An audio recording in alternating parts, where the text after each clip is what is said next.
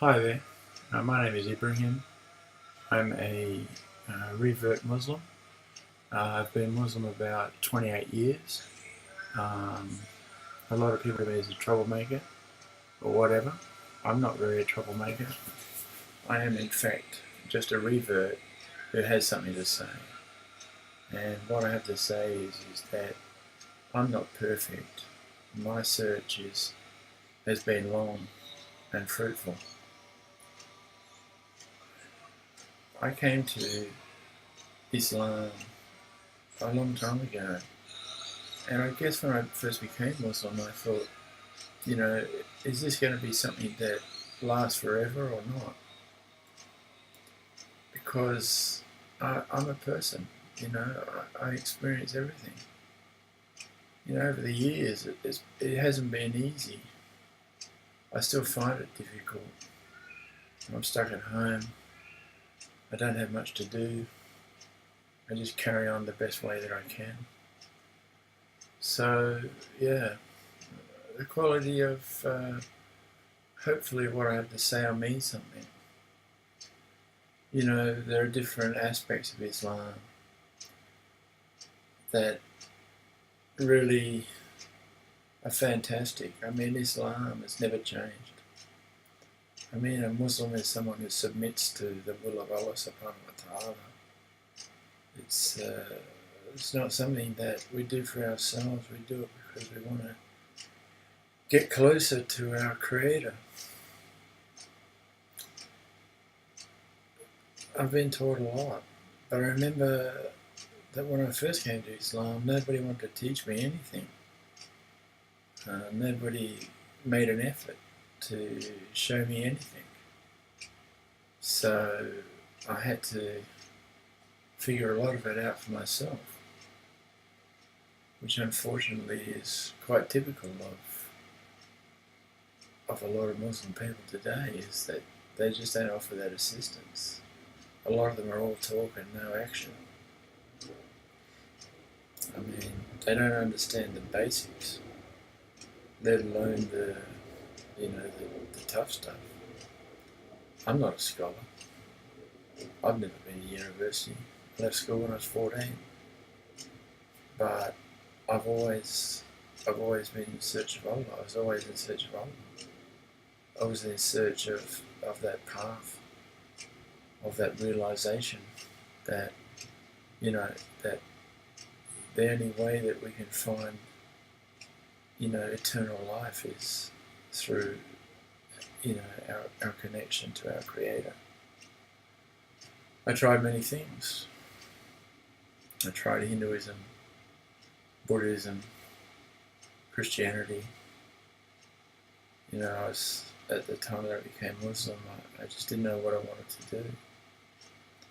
But I read a book called The Life of the Prophet Muhammad. And when I read that book, it sort of hit an accord with me. And I sort of was able to grasp the teaching, the Prophet. I remember I'd come back to Perth in Western Australia, and I didn't have any money. I didn't have much money on me. I had a small amount, and I heard about this backpackers hostel that was $5 a night, and I had like about $40 or $50 or $60 or something like that. So, I ended up at that place, and I went to sleep. And the next morning I woke up, went out for a walk. And when I went outside, I noticed that the Perth Mosque was right next door to where I was staying. And, funnily enough, that was some sort of message to me. And anyway, a few days later, I was walking past that mosque. I was on my way out to dinner, and I saw a couple of revert Muslims, one revert Muslim and another Indonesian brother who, standing at the front of the mosque. And I said to that revert brother, I said, oh, white people can be Muslim, can they? Because I never knew, I never really met any Muslims. I met Muslims in my travels, but I was clueless really about it. I mean, I knew that, I always thought that, that only foreigners could be Muslims, Asians or Arabs or Africans or whatever. I never really knew that Islam was a deen of equality and all these things. I mean, I've been travelling through Asia for a long time. Indonesia, Singapore, Malaysia, Brunei, places like this, Thailand, Pakistan. I've been to those places, but the only thing I could really figure out in the end was that, it's only me. But, I still had that I guess the word is yakin. I still had that desire, that need to find out about my Creator. And I met those two Muslim brothers, standing on the side of the road there on William Street near Northbridge.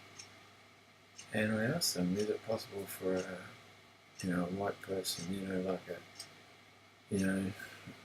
able to become Muslim? And he said, yeah, you can become Muslim. It's not a problem. You can come inside and become a Muslim. But, I was still a bit humming and hawing about, whether I should or I shouldn't. And, I went out and I was thinking when I was out, I got to go back to that mosque. I got to become Muslim as soon as possible. And I went back to that mosque.